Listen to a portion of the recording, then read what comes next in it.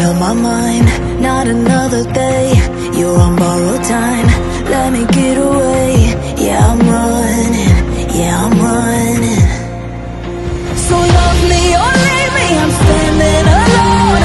Can't shake a feeling that lives in my bones. Lie to me, tell me you wish that you could, but nothing you gave me is worth what you took.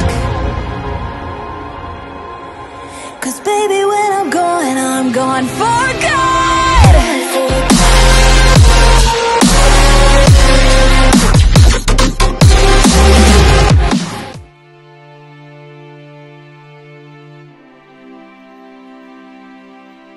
Melanjutkan dari kisah sebelumnya.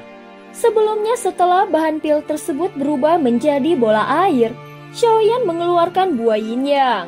Dengan menggunakan 3 jenis api yang berbeda, dia mulai mencairkan buah yin yang tersebut. Begitu buah yin yang melebur, seketika cairan obat itu bereaksi dengan hebat. Seperti air yang mendidih, cairan tersebut terus bergejolak.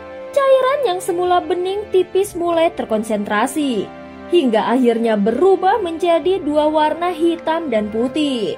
Warnanya membentuk garis jelas akan membelahnya menjadi 2. Dari dalam cairan pil itu bahkan terdengar gema suara misterius, bagaikan irama surgawi yang bergema dari inti obat. Semua orang yang menyaksikan menahan nafas. Mereka mungkin tidak tahu pil apa yang sedang dimurnikan Xiaoyan, tetapi kekuatan yang tersimpan di dalamnya jelas jauh melampaui obat biasa. Langkah ini tampaknya sederhana, namun sebenarnya sangat krusial. Jika bahan dari buah yin yang bisa melebur dengan sempurna, itu membuktikan bahwa semua bahan sebelumnya berhasil diproses tanpa satupun kesalahan. Untuk pil kelas ini, Xiaoyan harus melakukannya dengan kesempurnaan mutlak dan tidak boleh ada satupun celah. Proses penyatuan tampak berhasil dan stabil, tetapi ada fluktuasi aneh masih terasa samar, sehingga Xiaoyan tidak terburu-buru melanjutkan tahap berikutnya.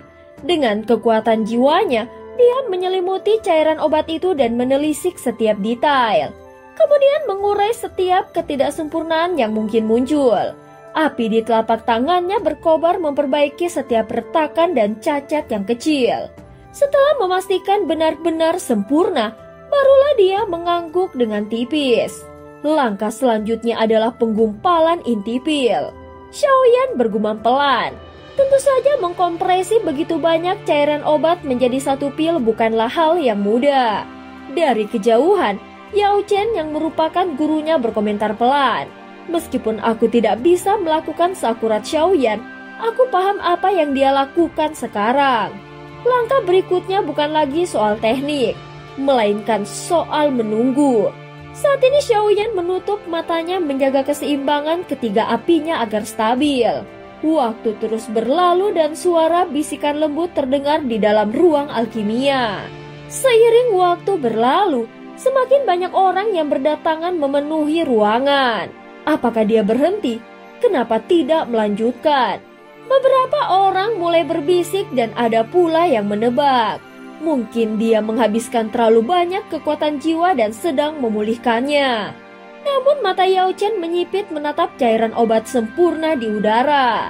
Anak ini, seni alkimianya telah mencapai tingkat dewa dan manusia. Dia sedang menunggu sesuatu, menunggu sebuah perasaan tertentu muncul. Kata-kata Yao Chen membuat banyak alkemis lain tercengang. Kemudian dia melanjutkan dengan tegas. Jika dia memaksakan penyatuan inti pil sekarang, pil itu takkan berhasil. Untuk pil tingkat Cao Tua ini, jika tidak ada perasaan melampaui itu, maka hasilnya hanyalah kegagalan. Xiaoyan mendengar dengan jelas kata-kata gurunya meski tidak diucapkan dengan keras. Dengan kekuatan jiwanya, seisi ruangan bagai terbuka jelas di hadapannya. Yao Chen lalu tersenyum samar dan berkata, "Dasar murid nakal, bahkan dalam penyempurnaan pil masih bisa saja mencuri perkataan gurumu. Ingat, ini bukan sekedar pil kelas dewa biasa. Ini adalah pil kelas Cao Tuo di atas semua pil dewa. Bahkan aku sendiri belum pernah menyaksikan keberhasilan penyempurnaannya. Sekarang bukan waktunya untuk bertanya. Fokuslah. Gurumu pun sedang serius belajar darimu." Mendengar itu, Xiaoyan menarik kembali kekuatan jiwanya dan sepenuhnya menenangkan hati. Semua persiapan telah sempurna. Proses pemurnian dan penyatuan juga telah mencapai tingkat mutlak. Namun di dalam hati, dia tetap bertanya-tanya. Semua langkah telah sempurna. Jadi apa yang masih kurang? Apa arti sejati dari kata Cao Tuo melampaui? Dia menatap cairan obat yang berkilauan dengan warna hitam dan putih. Namun dia menjadi semakin bingung. Jika dia terus maju atau berhenti di sini, hasilnya tetap belum pasti. Seperti api pemusnah yang pernah dia dapatkan. Meski memilikinya, jika tidak memahami makna sejatinya tetap saja tidak bisa digunakan. Begitu pula dengan pil ini. Apa sebenarnya arti dari melampaui itu? Xiaoyan berpikir lirih, namun dia sadar jawabannya tidak akan datang dari renungan semata.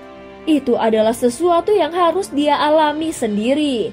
Hari demi hari pun berlalu dalam keheningan, hingga tanpa disadari, 1 bulan penuh sudah terlewat. Di ruang alkimia yang panas membara itu tak seorang pun beranjak. Semua menunggu detik di mana Xiaoyan membuka matanya. Tiba-tiba, dia benar-benar membuka matanya sehingga kerumunan menjadi gempar. Namun Xiaoyan hanya menggelengkan kepalanya perlahan lalu kembali menutupnya. Waktu pun berlalu. Dalam sekejap 1 tahun pun telah terlewati. Beberapa orang akhirnya tidak sabar dan mulai pergi satu persatu. Namun tepat di saat seseorang melangkah keluar, mata Xiaoyan terbuka kembali. Jadi begitu, aku mengerti sekarang. Melampaui adalah berada di luar aturan, mematahkan kebiasaan. Maka arti dari Cao Tuo adalah menembus keterbatasan melampaui hukum itu sendiri.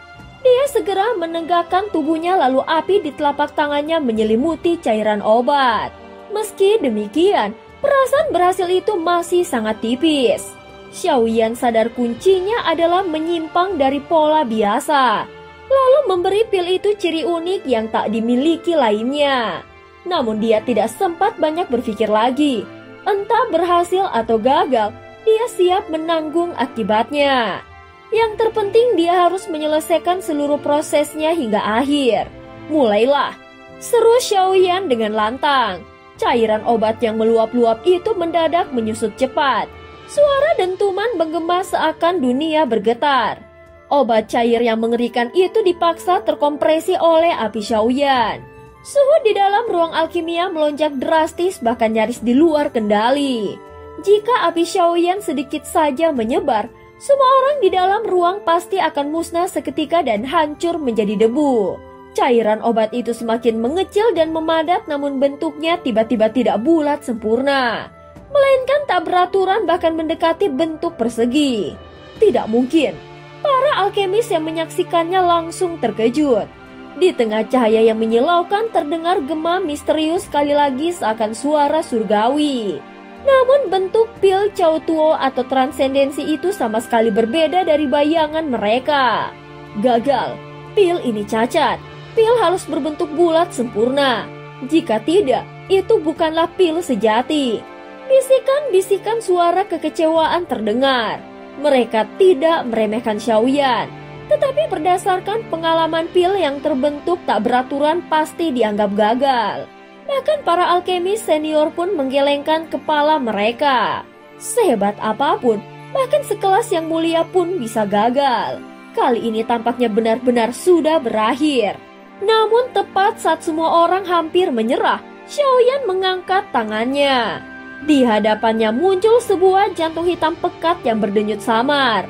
Itu bukanlah jantung biasa, melainkan pusaka jiwa yang dia dapatkan dari medan pertempuran langit malam.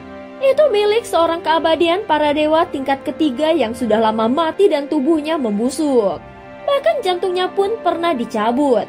Namun karena suatu alasan, jiwanya sempat lebih dulu masuk ke siklus reinkarnasi meninggalkan pusaka ini sebagai residu abadi.